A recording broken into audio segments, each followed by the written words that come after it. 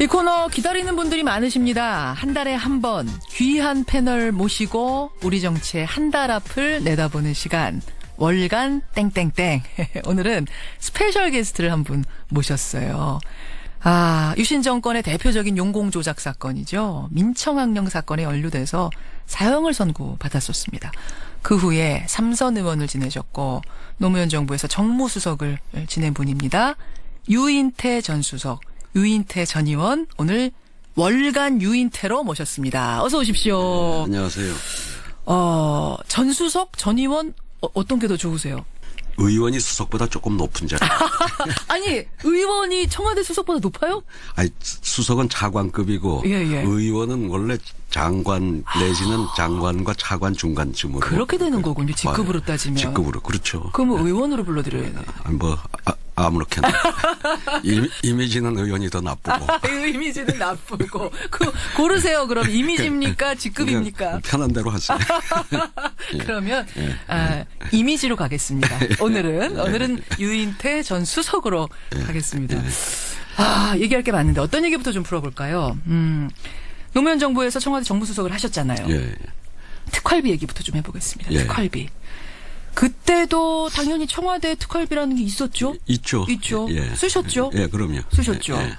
근데 지금 이제 박근혜 정부에서 문제가 되는 건 국정원의 특활비를 예. 박근혜 대통령이 갖다 썼다는 거거든요. 예. 그것도 아주 주기적으로 상납받아서 매달 1억 원씩. 어떻게 보고 계세요? 글쎄, 그 특활비가 제가 알기로 김영삼 정부 때까지는 쓰는 예. 게 관행이었고. 네. 국정원 것을? 국정원 예산을. 그래서 강삼재 그때 사무총장인가가 총선 때 그 지원한 자금이 국정원 돈이었다 이런 얘기도 있었고 하여튼 그때까지는 관행이었다. YS 때까지는. 예. 근데 이제 저는 김대중 정부의 속사정까지는 잘 모르지만 박지원 의원이 증언한 바에 의하면 김대중 정부부터 없어졌다고 그랬고. 없어졌다. 저희 때는 그 전에 청와대 수석들 같으면은 이제 사람들 만나는데 만나기가 좀 거북하잖아요. 얼굴이 알려져 있고. 근데 그것도 없어가지고 저는 어디 호텔의 비즈니스룸 잠깐 빌려서 보든지 아니면 조용한 커피숍을 해서 만나고. 그러니까 그 전에는 그 롯데 호텔, 플라자 호텔, 외 조선 호텔 그 시청 근처에 가까운데 그 수석들 방이 있었어요. 그것도 미팅을 위한. 사람 만나고 그것도 다 국정원이 이제 그 임대한 방을 수석들이 썼어요. 그러니까 그게 그 전까지 일종의 관행이었는데 우리 땐 그것도 없어가지고 저는 하여튼 사람 만날 때 참 그 어디 눈에 안 띄는 커피숍 찾고 하느라고 고생도 하고 그랬거든요. 그것도 참 특이하네요. 그러니까 YS 때까지는 유명한 호텔에 수석 방을 하나 대여를 국정원이 해줬다. 모든 수석은 아닐지 모르겠어요. 근데 이제 주요 수석들, 정무수석, 대인관계 이렇게 하는. 하여튼 국정원 예산이니까 그런 식으로 현금으로도 갖다 쓰고 호텔 방 같은 거 임대료를 대납하기도 하고 그런 식으로 이제 했었는데 하여튼 우리 정부에서는 일체 없었고. 노무현 정부 때는 없었고. 없었고 수석들한테 월 한 500만 원 이제 특활비가 줘주는데. 지금 들으시는 분들은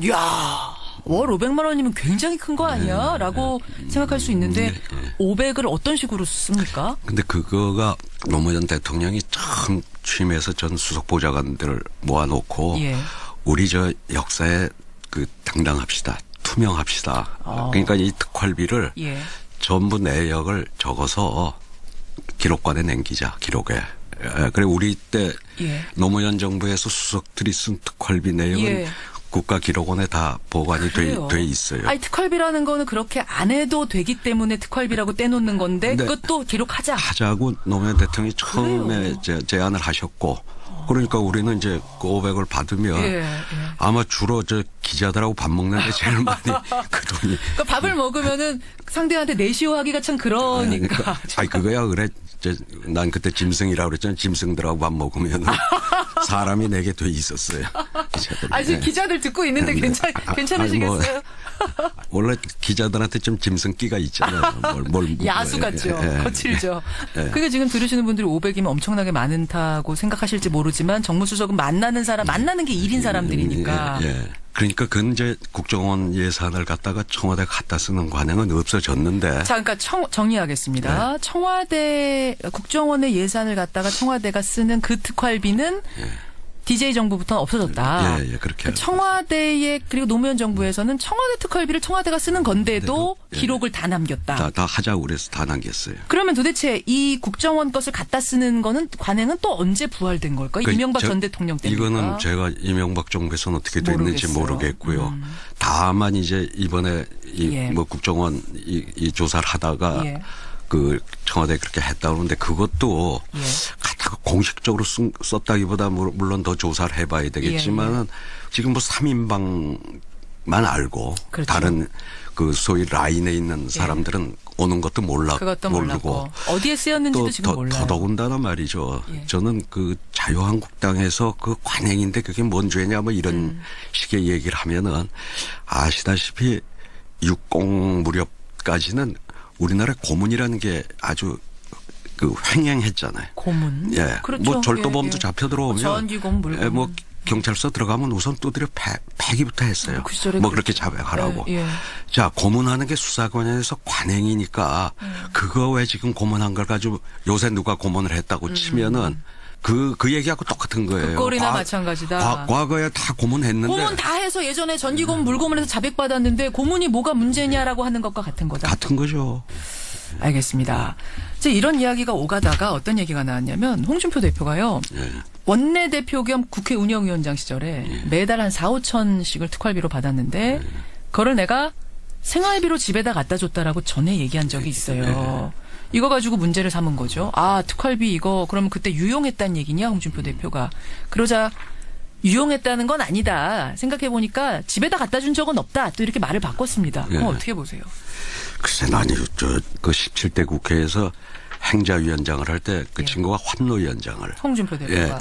거기도 상임위원장을 하고 해서 뭐 개인적으로는 이런저런 인연으로 좀 아는 사이인데 사람이 저렇게 구질구질한 친구가 아니었어요. 원래 또 구질구질까지 얘기해. 아니요. 좀 화끈한 친구였다고. 그때는 나 인간적으로 괜찮게 본 친구인데 지금 나이가 아직 소위 지공이 아직 안 됐어요.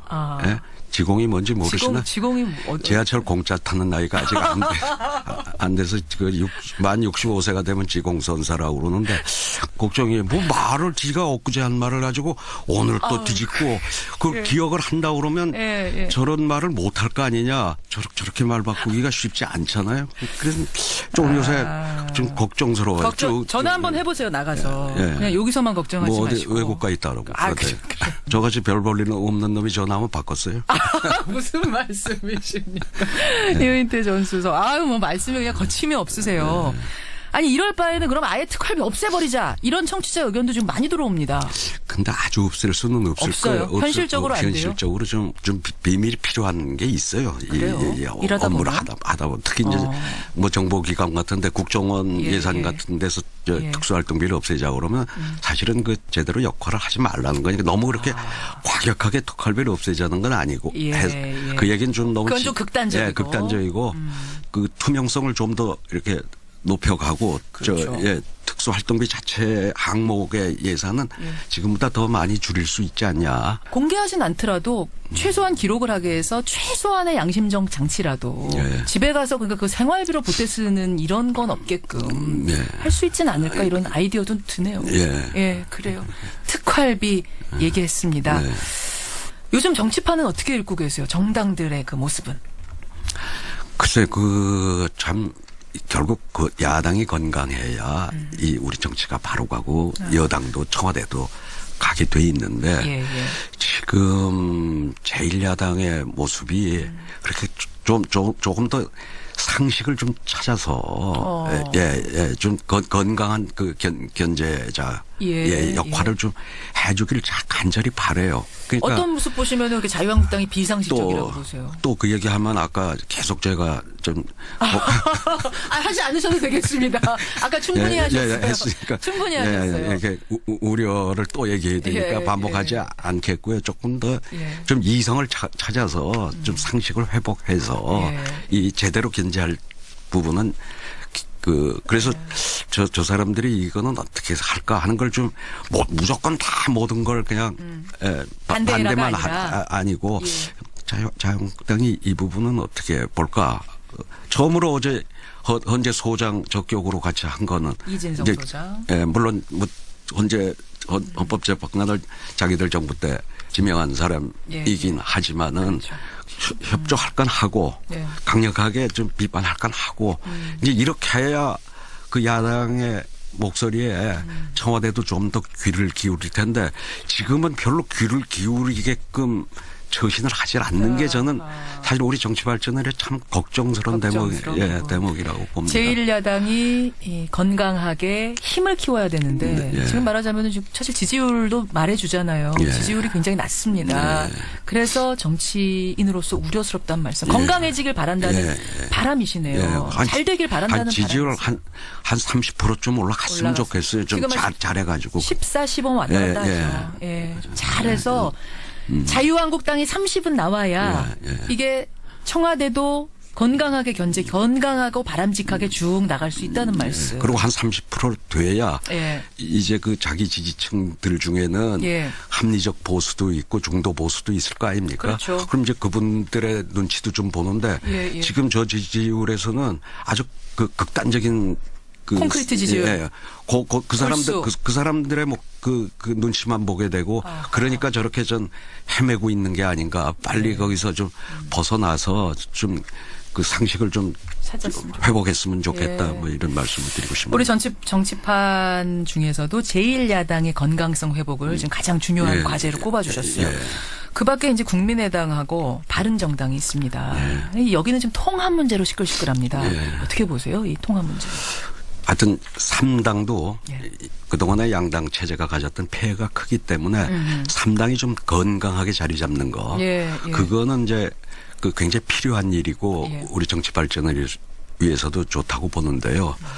다만 이제 안철수 지금 대표가 이 안철수 현상을 만들 때 새정치와 그 총선에서 민주당을 탈당해 나와가지고 저 국민의당을 만들었을 때는 사실상 안철수 현상을 지지할 때 했던 사람들과 전혀 다른. 말하자면 호남에서 지역구를 거의 뭐 쓸다시피 할 때도 거기에서 가장 장년층의 지지를 받았고 호남에서도 원래 새정치를 안철수 현상이 생겼을 때 안철수 대표를 지지했던 사람들은 오히려 민주당을 지지하는 완전히 지지층의 그렇게 됐잖아요. 그러니까 참 안철수 대표가 앞으로 정치 행보를 하기가 깝깝해진 거죠. 깝깝해졌는데 다만 지금 저렇게 통합이라고 하는 게요. 옛날에 지역 맹주들이는 뭐 일본 말 써서 죄송합니다만 오야 맘대로 할 수가 있었어요. 리더 맘대로. 이것도 미국 말이군요. 뭐라고 해야 됩니까? 우리나라 말로. 뭐 그냥 우두머리. 우리 세대는 그냥 그걸 오야 맘대로 한다고 하는데. 아이고, 야, 상김시대야.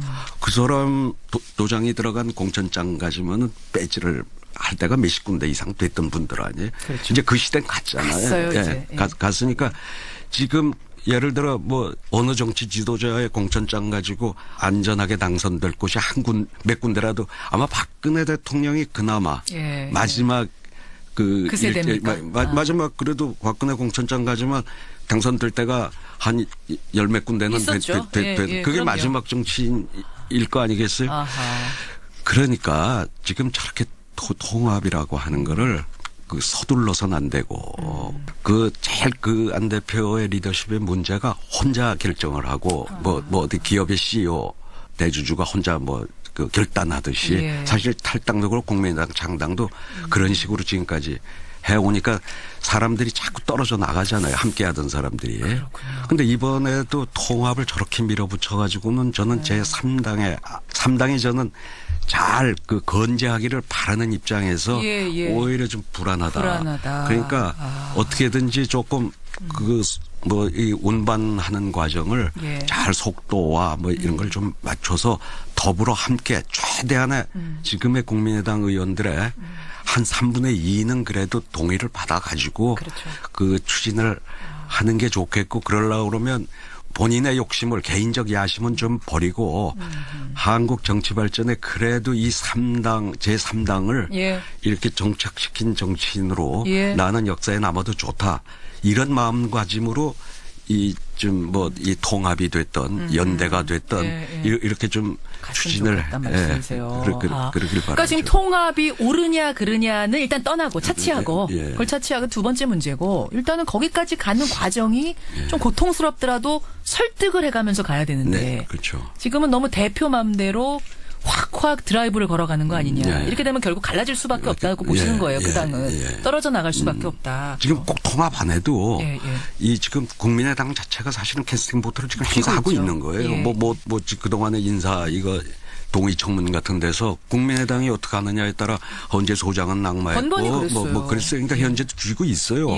전 그 역할을 그래도 하는 게 지금 상당히 국민당이 중요한 역할을 이미 하고 있어요. 우리 전국에서 또 지금 뭐 다 120석, 1석 뭐 10몇 석 이런 구도에서 그러니까 그렇게 통합을 그렇게 뭐 서둘러올 필요는 없잖아요. 그건 제가 보기엔 너무 서둘른다. 서둘르는 게 본인의 아직도 그 마음을 좀 못 비워서 저런 게 아닌가. 대선 욕심이 있다 보니까 계속 지금 대선을 바라보고 움직이는 게 아니냐. 좀 무리수를 두고 있는 거 아닌가 이렇게 그런 생각.